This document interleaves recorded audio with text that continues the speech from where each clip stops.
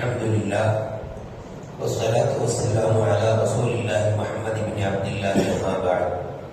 قال الله تعالى في كلامه القديم: إنما يخشى الله من عباده العلماء. آمنا بالله. சங்கைக்கும் மிகுந்த மரியாதைக்கும் உரித்தான மேலான பெரியவர்களே, பாசத்திற்குரிய சகோதரர்களே, அருமை நாயகம் ஸல்லல்லாஹு அலைஹி வஸல்லம் அவர்களின் அருமையான உம்மத்துமார்களே, ஓரிரு வாரங்களாகவே கண்மணி முஹம்மது ரசூலுல்லாஹி ஸல்லல்லாஹு அலைஹி வஸல்லம் அவர்களின் சபையில் பெருமானாருடைய விருப்பங்கள் என்று தொடங்கி ஒவ்வொரு சஹாபாக்கள், குறிப்பாக அபூபக்கர், உமர், உஸ்மான், அலி போன்ற சஹாபாக்கள் தங்களின் 3 விருப்பங்களை சொல்ல, ஜிப்ரீலும் அங்கே விஜயம் தந்து அவர்களும் தன்னுடைய 3 விருப்பங்களை சொல்ல, அல்லாஹ்வும் ஜிப்ரீல் மூலமாக எனக்கும் சில விஷயங்கள் பிடிக்கும் என்று சொல்லி அனுப்ப, இப்படி ஒரு ஹதீஸ் ஒன்று ஹதீஸ் கிதாபுகளிலே வரப்படுகிறது. இந்த ஹதீஸை இமாம்களுடைய பார்வைக்கு வந்து அபூ ஹனீஃபா ரஹிமஹுல்லாஹுடைய காலத்தில் அவர்களின் பார்வைக்கு வந்து நுஸ்ஹத்துல் மஜாலிஸ் என்கிற நூலில் எழுதுகிறார்கள். இந்த ஹதீஸ் இமாமுல் ஆலம் அபூ ஹனீஃபா ரஹிமஹுல்லாஹுடைய பார்வைக்கு வந்ததும் அவர்கள் சொன்னார்களாம், எனக்கும் ஒரு 3 விஷயங்கள் பிடிக்கும் என்று. அதை இங்க நாம் எதை கவனிக்கிறோம் அப்படின்னா, இந்த ஹதீஸ் நானும் கேட்டோம், நானும் கேட்டேன். எனக்கு ஏதாவது ஒரு நல்ல விருப்பங்கள் ஏற்படவில்லை, எனக்கு ஏதாவது ஒரு நல்ல ஆசை ஏற்படவில்லை அப்படின்னு ஒரு எண்ணமே தோணலை எனக்கு. ஆனால் இமாம்களுடைய அந்த ஒரு ஆர்வம், அவர்களுடைய அந்த மறுமை சார்ந்த சிந்தனை அல்லது சஹாபாக்கள் மீது உள்ள ஒரு பிரியம், அவர்களை அறியாமல் இமாமுல் ஆலம் அபூ ஹனீஃபா ரஹ்மத்துல்லாஹி சொன்னார்கள், எனக்கும் 3 விஷயங்கள் பிடிக்கும். ஆனா வஹீக்குல் தலாத் கிசாலி, நான் 3 விஷயங்களை விரும்புகிறேன். அதில் ஒன்று தஹ்சீலுல் இல்மி ஃபீ தூலில் லைல், ராத்திரியெல்லாம் விழித்திருந்து கல்வியை தேடுதல். கொஞ்சம் யோசித்து பாருங்கள், நாம எல்லாம் கேள்விப்பட்டிருப்போம், ராத்திரியெல்லாம் விழித்திருந்து இபாதத்து செய்யணும் கேள்விப்பட்டிருப்போம். இபாதத்து செய்யறதுக்கு முன்னால, அமலுக்கு முன்னால இல்மு இருக்கணுமா இல்லையா?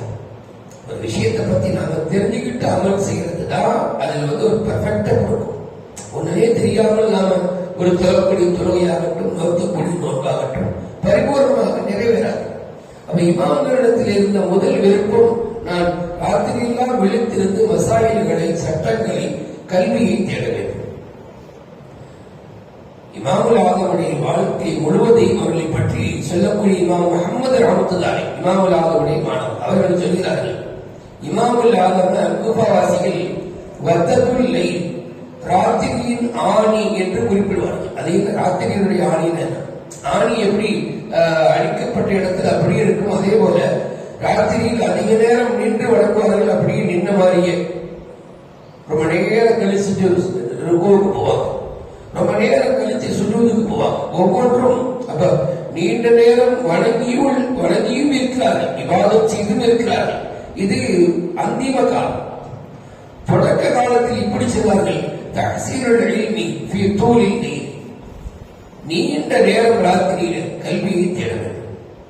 ஒரு மனிதன் கல்வியிலே உச்சத்தை தொட வேண்டும் என்று சொன்னால், பகல் பொழுதிலே இந்த சத்தங்களுக்கு மத்தியிலே படித்தால் ஏறாது, ராத்திரியில் படிக்க வேண்டும். அதிகாலை தஹஜ்ஜுடைய நேரத்தில் படிக்க வேண்டும். அதுவும் கூட நம்ம கணக்குப்படி ராத்திரி தான்.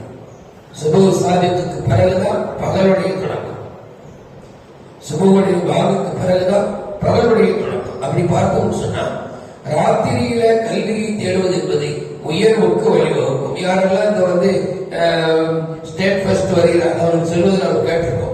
நம்ம எல்லாம் ஒன்னா வந்து அறிக்கை படித்து சமீபத்தில் கூட அந்த இஸ்ரோவுக்கு தலைவராக கன்னியாகுமரி மாவட்டத்தை சார்ந்த நாராயணன் என்பவர் நியமிக்கப்பட்டிருக்கிறார்.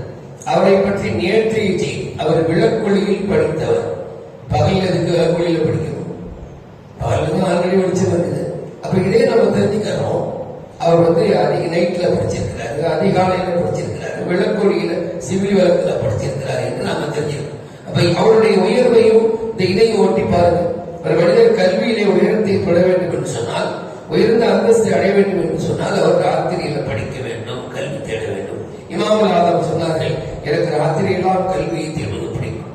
சிறந்து விளங்கினார்கள்.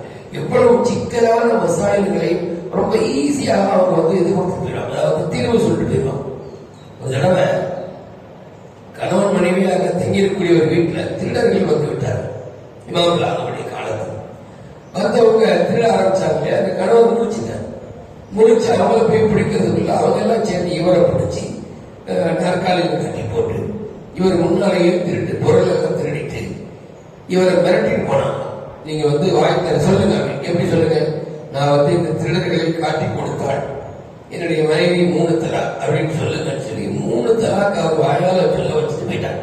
அதாவது வெளியில காட்டி கொடுத்தா, இவங்கதான் எங்க வீட்டுல திருடுனாங்க அப்படின்னு சொல்லி கொடுத்துட்டா என்னுடைய மனைவி 3 தலாக்கு இவர் வாயாலே சொல்ல வச்சுட்டு போயிட்டாங்க.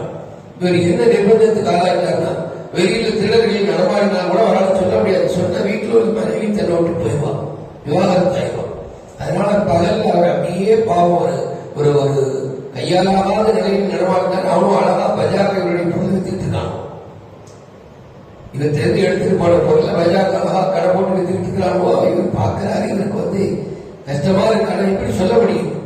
அப்போ ஒருத்தர் சொன்னாரா, இமாமுல் ஆதம் பகுதி பாராய் போது அப்படி இருக்குதா தீர்வுகள் என்ன தலாக்குடைய மசாயி ஆலிம்கிட்ட தான் கேட்கணும், நாமளாக ஒரு முடிவுக்கு வந்துடக்கூடாது, கேள்வி சொல்லி சொன்னோட அவங்க போய் கேட்டாங்க. அவர் ஊரில் உள்ள தலைவர்கள், குறிப்பாக அந்த பள்ளிவாசலுடைய தலைவர்களை கூப்பிட்டு உட்கார வச்சு, நான் ஒரு ஐடியா சொல்றேன். நீங்க நம்ம ஊர்ல உள்ள மக்களை, குறிப்பாக யாரெல்லாம் திருடும் பழக்கம் உள்ளவர்களா இருக்கிறாங்க, அவர்கள் எல்லாம் பள்ளிக்குள்ள ஒன்று சேர்ந்து ஏதாவது ஒரு நிகழ்ச்சின்னு சொல்லி ஒன்று சேர்ந்துட்டு யார் வீட்டுல திருடு போயிருந்தோம், குறிப்பாக இந்த மனிதர், இந்த பாதிக்கப்பட்ட மனிதர், இவரையும் இந்த பள்ளிவாசலுடைய கேட்டு கிட்ட அவங்க கூட சேர்ந்து நிப்பாட்டிக்க. நீங்களும் நில்லுங்க, நிர்வாகிகளும் பள்ளியினுடைய கேட்டுல நில்லுங்க, அந்த வீட்டுக்காரரை நிப்பாட்டிக்க, பாதிக்கப்பட்ட வீட்டுக்காரர். ஒரு கேட்டை பூட்டிட்டு ஒரே ஒரு கேட்டு வழியாக ஒவ்வொரு ஆளா அனுப்புங்க. எப்படியா இருக்க முடியும் யோசிப்பாரு. அவங்க கேட்பாங்க, எதுக்கு கதவை பூட்டி சேர்ப்பாங்க, ஏதாவது கொடுக்கற மாதிரி தான்.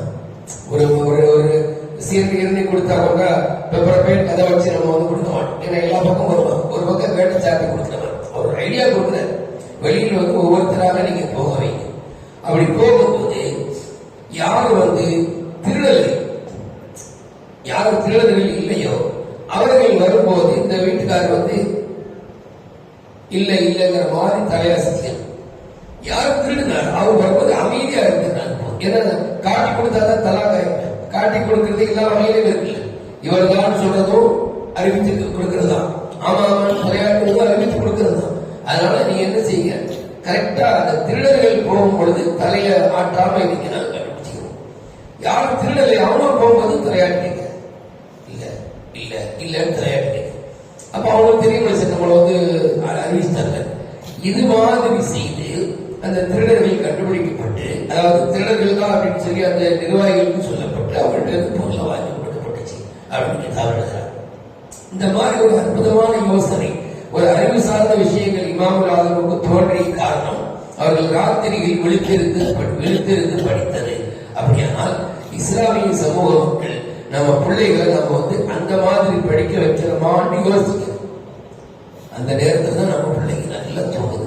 இந்த மார்கழி மாசத்திலையும் மாற்று மதத்தை சார்ந்த சகோதர சமுதாயத்தை சார்ந்த மக்கள் அதிகாலையில் எழுந்திருப்பது, அவர்கள் அவங்களுடைய அவங்க மதத்தினுடைய அந்த அனுஷ்டானங்களை செய்வது என்ன.